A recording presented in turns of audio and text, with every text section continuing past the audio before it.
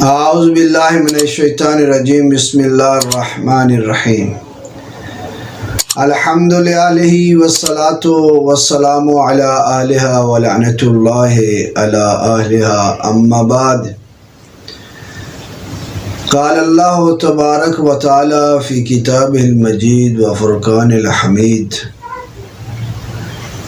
بسم اللہ الرحمن الرحیم یا ایہا الذین آمنوا کونوا مع الصادقین۔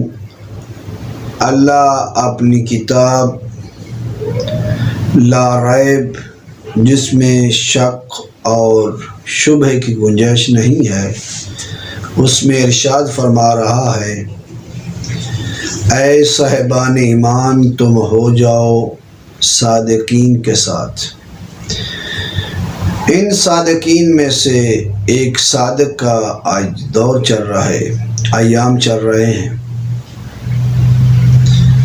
کہ روایت بے اختلاف روایات 15 شوال سے 15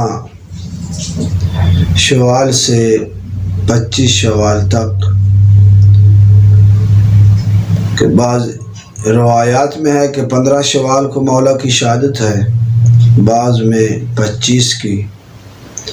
تو اسی ضمن میں یہ ایام جو ہیں یہ امام جعفر صادق علیہ السلام سے منقول ہے، اور ہمارا جو موضوع ہے وہ امام جعفر صادق علیہ السلام کی ذات اقدس پر جو ان کی فضیلت، جو ان کی کرامات، جو ان کے معجزات ہیں، ہم ان کو ان ایام میں ذکر کر رہے ہیں۔ ان میں سے آج ایک موضوع جسے روایت کیا ہے علی ابن ابی حمزہ الصومالی نے، وہ کہتا ہے کہ میں حج پر جا رہا تھا، یعنی امام جعفر صادق علیہ السلام کے ساتھ۔ مولا نے وہ جو سفر کیا تھا وہ بغلہ پر سوار تھے اور میں گدھے پر سوار تھا۔ مسافت کرتے کرتے جب ہم مکہ اور مدینہ کے درمیان میں کسی مقام پر پہنچے تو ہم استراحت کے لیے ایک خشک کھجور کے نیچے بیٹھ گئے،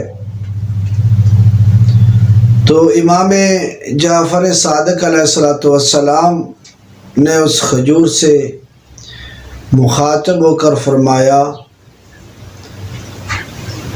اے کھجور،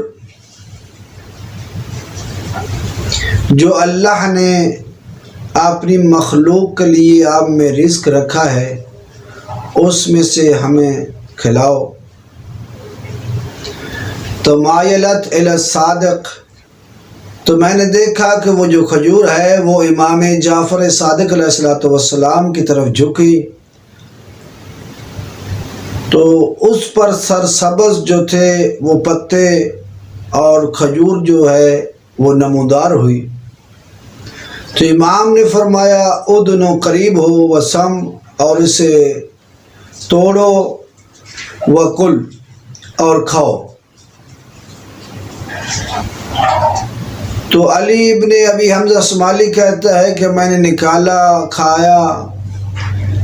میں نے آج تک جو کھجور کھائی تھی اس درخت پر، اس سے زیادہ میٹھی اور خوش ذائقہ میں نے کھجور نہیں دیکھی۔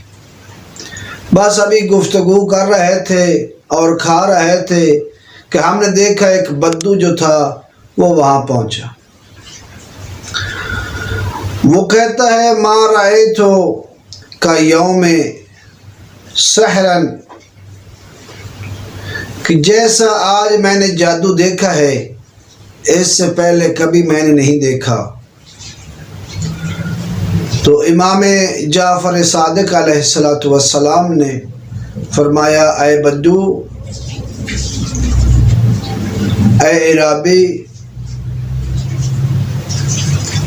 ہم وارثۃ الانبیاء ہیں، انبیاء کے وارث ہیں، ہم نہ جادوگر ہیں اور نہ ہی کاہن ہیں، ہم اللہ تعالیٰ کی بارگاہ میں دعا کرتے ہیں اور اللہ اسے قبول کرتا ہے۔